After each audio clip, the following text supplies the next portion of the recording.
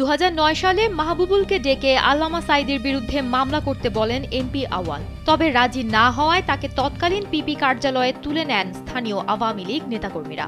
এরপর দীর্ঘ নির্যাতনের এক পর্যায়ে তার মাথায় বন্দুক ঠেকিয়ে ৭১-এর মুক্তিযুদ্ধে জড়িয়ে সাঈদীর নামে মিথ্যা মামলা দিতে বাধ্য করেন।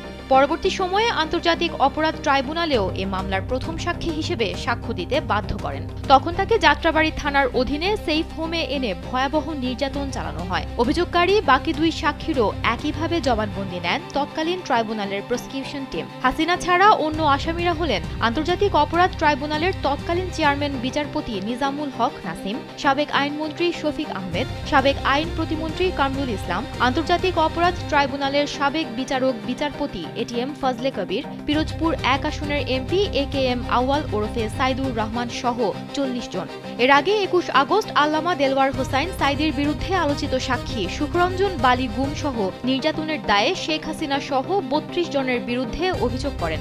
অভিযোগের পাশাপাশি তিনি শেখ হাসিনা সহ জড়িতদের বিচার দাবি করেন। এবার আল্লামা দেলওয়ার হোসাইন সাঈদীর বিরুদ্ধে মিথ্যা সাক্ষ্য দিতে বাধ্য করায় ফ্যাসিস্ট হাসিনা সহ ৪০ জনের নামে আন্তর্জাতিক অপরাধ ট্রাইব্যুনালে অভিযোগ করেছেন ৩ সাক্ষী। বুধবার দুপুরে ট্রাইব্যুনালের চিফ প্রসিকিউটরের কার্যালয়ে এ অভিযোগ করেন তারা। সাক্ষী হলেন সুমন্ত মিস্ত্রি, মাহবুবুল হাওলাদার ও মাহতাব উদ্দিন হাওলাদার। তাদের পক্ষে অভিযোগটি দায়ের করেন সুপ্রিম কোর্টের আইনজীবী পারভেজ হোসেন।